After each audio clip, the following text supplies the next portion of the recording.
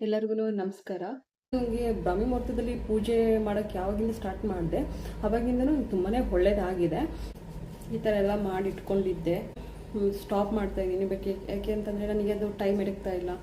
Clay ಮಿನಿಚರ್ videos ಅದೆಲ್ಲ ನೋಡೋಕ್ಕಷ್ಟೇ ತುಂಬ simple ಅನಿಸುತ್ತೆ, ಬಟ್ ಅದ್ರ ಹಿಂದೆ ತುಂಬ ಎಫರ್ಟ್ ಇರುತ್ತೆ ಅದು. ಮತ್ತು ಇದು ವಾಶ್ರೂಮ್ ಥರ ನೋಡಿ. ಹಾಯ್, ಎಲ್ಲರಿಗೂ ನಮಸ್ಕಾರ. ನನ್ನ ಚಾನಲ್ಗೆ ಎಲ್ಲರಿಗೂ ಸ್ವಾಗತ. ಲೈಫ್ ವಿತ್ ಶ್ವೇತಾ ಅನ್ನೋದು ನನ್ನ ಯೂಟ್ಯೂಬ್ ಚಾನಲ್ ನೇಮು. ಪ್ಲೀಸ್ ಎಲ್ಲರೂ ಸಪೋರ್ಟ್ ಮಾಡಿ, ಸಬ್ಸ್ಕ್ರೈಬ್ ಆಗಿ, ಲೈಕ್ ಮಾಡಿ, ಕಮೆಂಟ್ ಮಾಡಿ, ಶೇರ್ ಮಾಡಿ. ನಾನು ನನ್ನ ಚಾನಲಲ್ಲಿ ಡೈಲಿ ವ್ಲಾಗ್ ಅಪ್ಲೋಡ್ ಮಾಡೋಣ ಅಂತ ಅಂದ್ಕೊಂಡಿದ್ದೀನಿ. ನನ್ನ ಹೆಸರು ಶ್ವೇತಾ ಅಂತ. ನಾನು ಹೌಸ್ ವೈಫು. ನಾನೇನು ಕೆಲಸ ಏನೂ ಮಾಡಲ್ಲ. ಅದರಿಂದಾಗಿ ನಾನು ಮನೇಲೇ ನಾನು ಏನೇನು ಬೆಳಗ್ಗೆಯಿಂದ ಸಂಜೆ ತನಕ ನಾನು ಏನೇನು ಮಾಡ್ತೀನಿ ಅನ್ನೋದನ್ನು ನಾನು ವಿಡಿಯೋ ಮಾಡಿ ನನ್ನ ಚಾನಲಲ್ಲಿ ಅಪ್ಲೋಡ್ ಮಾಡೋಣ ಅಂತ ಅಂದ್ಕೊಂಡಿದ್ದೀನಿ. ನಿಮ್ಗೆ ಯಾರಿಗಾದ್ರೂ ಲೈಕ್ ಆದರೆ ನನ್ನ ಚಾನಲ್ಗೆ ಸಬ್ಸ್ಕ್ರೈಬ್ ಮಾಡಿ, ಪ್ಲೀಸ್ ಮರಿಬೇಡಿ. ನಾನು ಬೆಳಗ್ಗೆಯಿಂದ ನಾನು ಏನು ಮಾಡಿದೆ ಅನ್ನೋದನ್ನು ಸ್ಟೆಪ್ ಬೈ ಸ್ಟೆಪ್ ನಾನು ವಿಡಿಯೋ ಹಾಕ್ತೀನಿ, ನೋಡ್ಕೊಂಡು ಬನ್ನಿ. ನನ್ನ ಮಕ್ಕಳು ಆಟ ಸಾಮಾನೆಲ್ಲ ಚೆಲ್ಲಿ ಇಟ್ಟಿರ್ತಾರೆ, ಅದನ್ನೆಲ್ಲ ಎತ್ತಿಟ್ಟು ಮತ್ತು ಸ್ಲಿಪ್ಪರ್ನೆಲ್ಲ ಒಂದು ಕಡೆ ಬಿಟ್ಟು, ಮತ್ತು ಅದೆಲ್ಲ ಒಂದು ಕಡೆಯಿಂದ ನೀಟಾಗಿ ಕಸ ಹೊಡೆದು ಕಾರ್ ಕೆಳಗಡೆ ಮತ್ತು ಎಲ್ಲ ಕಡೆನೂ ಕ್ಲೀನ್ ಮಾಡಿಕೊಂಡು, ತುಂಬ ಧೂಳು, ರೋಡಿಂದ ತುಂಬ ಧೂಳು ಬರ್ತಿರುತ್ತೆ, ಸಣ್ಣ ಸಣ್ಣ ಧೂಳೆಲ್ಲ ಬಂದಿರುತ್ತೆ. ಮತ್ತು ಪಕ್ಕದಲ್ಲಿ ಮನೆ ಬೇರೆ ಕಟ್ತಿದ್ದಾರೆ, ಅವು ಬೇರೆ ಮರಳು ಆ ಥರದ್ದೆಲ್ಲ ಹಾಕಿದ್ದಾರೆ. ಅದು ಗಾಳಿ ಬಡ್ತಕ್ಕೆ ತುಂಬ ಧೂಳೆಲ್ಲ ಬಂದುಬಿಟ್ಟಿರುತ್ತೆ, ಸಣ್ಣ ಸಣ್ಣ ಧೂಳು.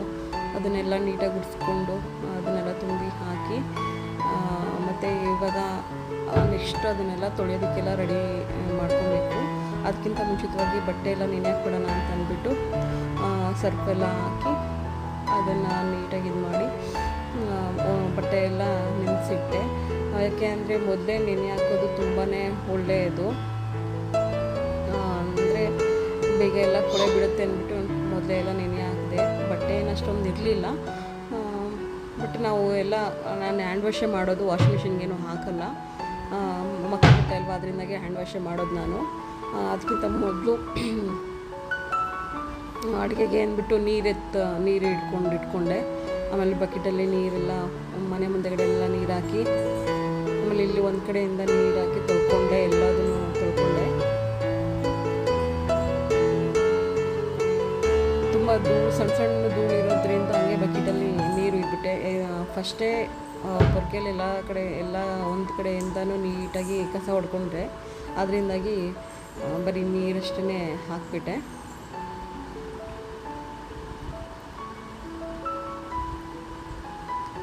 ನಾನು ರಂಗೋಲಿ ಹಾಕೋಕ್ಕೆ ಹೋಗೋಣ ಅಂತಂದ್ಬಿಟ್ಟು ಮೊಬೈಲ್ನ ಸರಿಯಾಗಿ ಇಟ್ಕೊಂಡೆ. ಸಿಂಪಲಾಗೆ ಹಾಕ್ತೆ. ಯಾಕೆ ಅಂತಂದರೆ ನಾಳೆ ಶುಕ್ರವಾರ ಇರೋದ್ರಿಂದನೇ ಸಿಂಪಲಾಗಿ ಹಾಕ್ಕೊಂಡೆ. ಆಮೇಲೆ ಅಡುಗೆಗೆಲ್ಲ ರೆಡಿ ಮಾಡಿ ಇಟ್ಕೊಂಡೆ.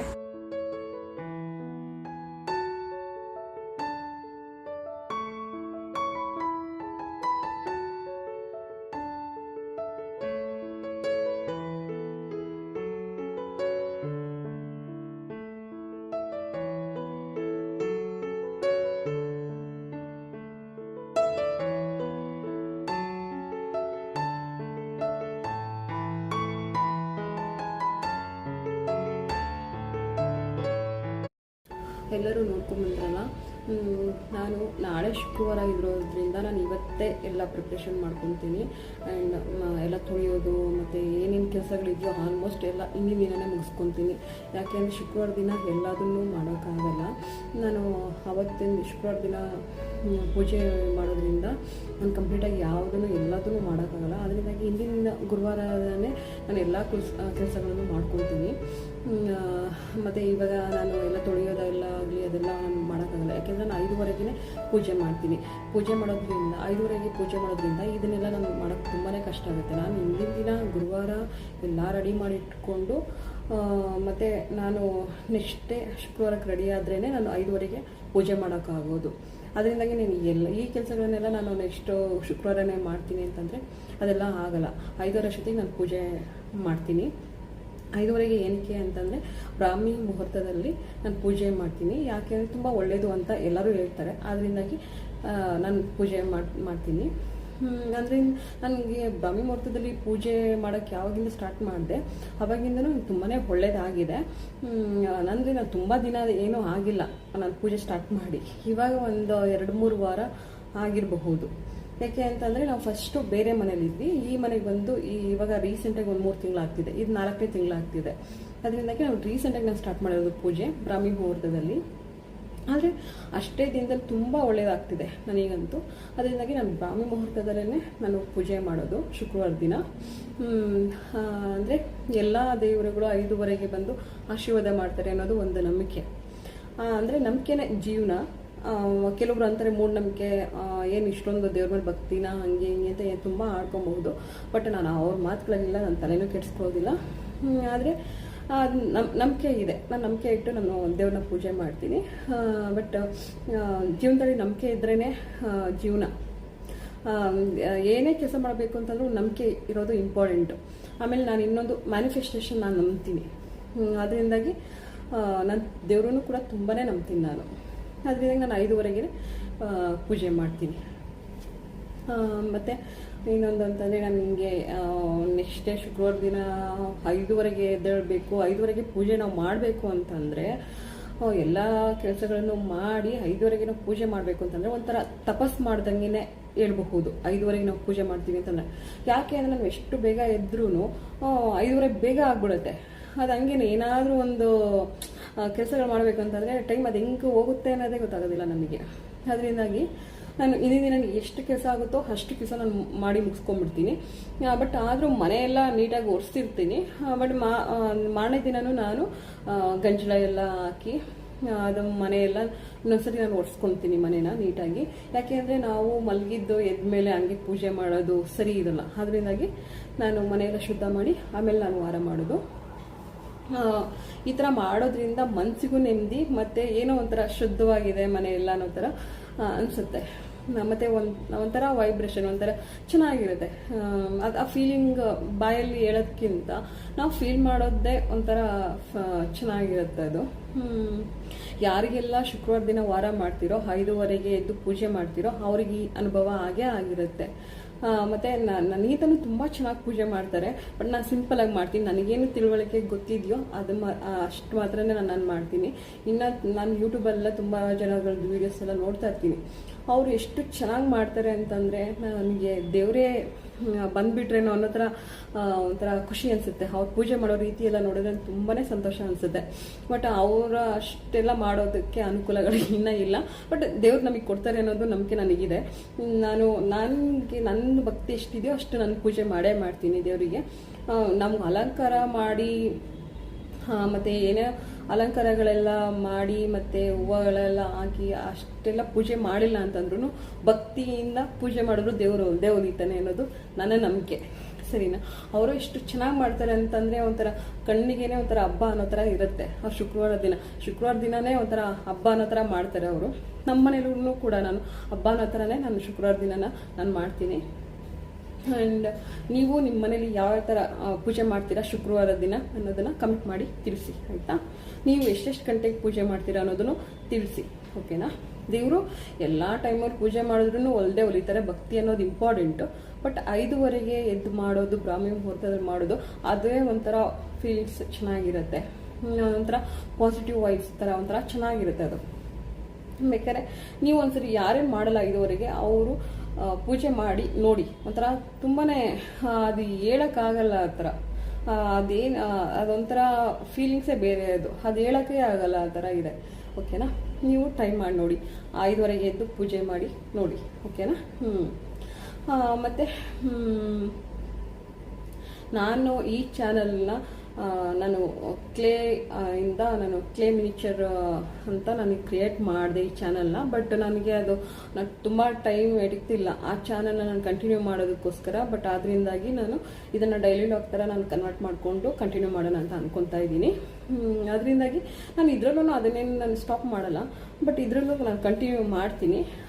ನಾನು ಡೈಲಿ ವ್ಲಾಗ್ ಜೊತೆ ನಾನು ಕ್ಲೇ ವಿಡಿಯೋನು ಕೂಡ ಕಂಟಿನ್ಯೂ ಮಾಡ್ತಾ ಹೋಗ್ತೀನಿ. ನಾನು ಕ್ಲೇ ವಿಡಿಯೋಗೋಸ್ಕರ ನಾನು ನಾನು ಏನೇನು ಮಾಡಿಟ್ಕೊಂಡಿದ್ದೀನಿ ಅಂತ ನಾನು ನಿಮ್ಗೆ ತೋರಿಸ್ತೀನಿ, ಆಯಿತಾ? ಒಂದು ನಿಮಿಷ.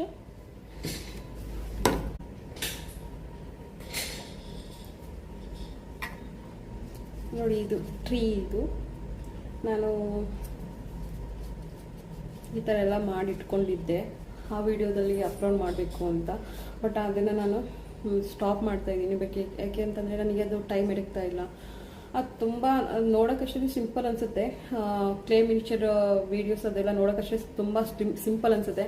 ಬಟ್ ಅದ್ರ ಹಿಂದೆ ತುಂಬ ಎಫರ್ಟ್ ಇರುತ್ತೆ. ಅದು ಎಷ್ಟು ರೆಡಿ ಮಾಡಬೇಕು ಮತ್ತು ಒಳ್ಳೊಳ್ಳೆ ಐಡಿಯಾಗಳನ್ನೆಲ್ಲ ಉಪಯೋಗಿಸಿ ಯಾವ ಥರ ಮಾಡೋದು ಅಂತ ಎಲ್ಲ ಏನು ಮಾಡಬೇಕು, ತುಂಬ ಟೈಮ್ ಹಿಡಿಯುತ್ತೆ ಅದು. ನೋಡಿ ನಾನು ಇದೆಲ್ಲ ಟ್ರೀ ಎಲ್ಲ ಮಾಡಿಟ್ಕೊಂಡಿದ್ದೆ. ಮತ್ತು ಇದು ವಾಶ್ರೂಮ್ ಥರ ನೋಡಿ.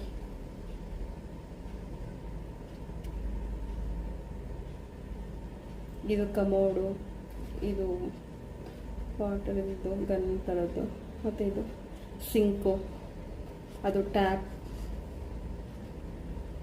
ನೋಡಿ. ಇದು ಟ್ಯಾಪು ಮತ್ತು ಇದೆಲ್ಲ ಆಫ್ ಅಂಡ್ ಇದೆಲ್ಲ. ಇದು ಕೂಡ ಗನ್ ಥರದ್ದೆಲ್ಲ ಮಾಡಿಟ್ಟಿದ್ದೀನಿ. ಬಟ್ ಆ ವಿಡಿಯೋ ಎಲ್ಲ ಮಾಡಬೇಕಾಗಿತ್ತು. ಬಟ್ ನಾನು ಅದೆಲ್ಲ ನನ್ನ ಟೈಮ್ ಇಟ್ಟಿರಲಿಲ್ಲ. ಆದ್ರಿಂದಾಗಿ ನಾನು ಆ ವಿಡಿಯೋನ ಸ್ಟಾಪ್ ಮಾಡಿದೆ. ನೋಡಿ ಇದು ಬೆಡ್,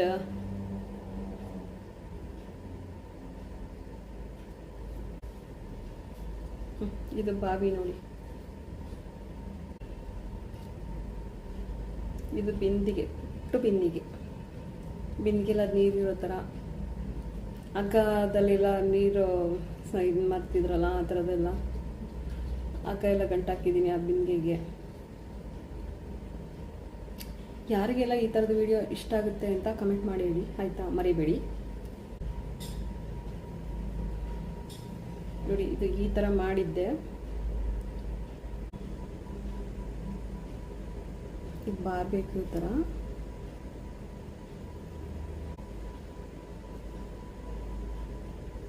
ಯಾರಿಗೆಲ್ಲ ಈ ಥರ ಕ್ಲೇಲ್ ಮಾಡೋದು ಇಷ್ಟ ಅಂತಂದರೆ ಕಮೆಂಟ್ ಮಾಡಿ ಪ್ಲೀಸ್, ಮರಿಬೇಡಿ.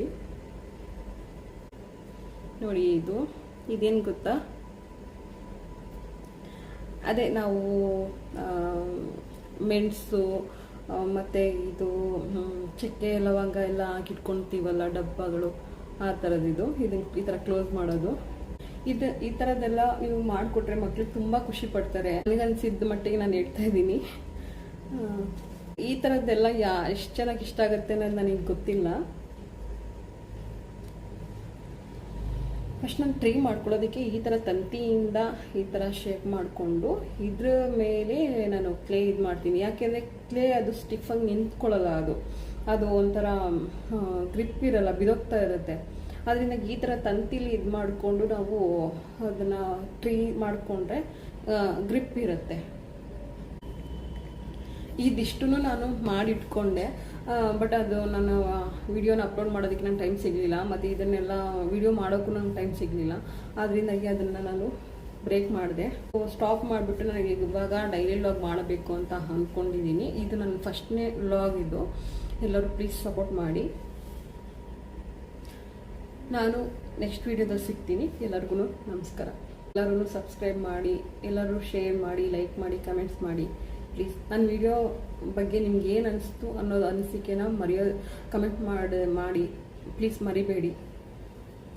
ನಿಮ್ದು ಏನೇ ಅನಿಸಿಕೆ ಇದ್ರೂ ಕಮೆಂಟ್ ಮಾಡಿ.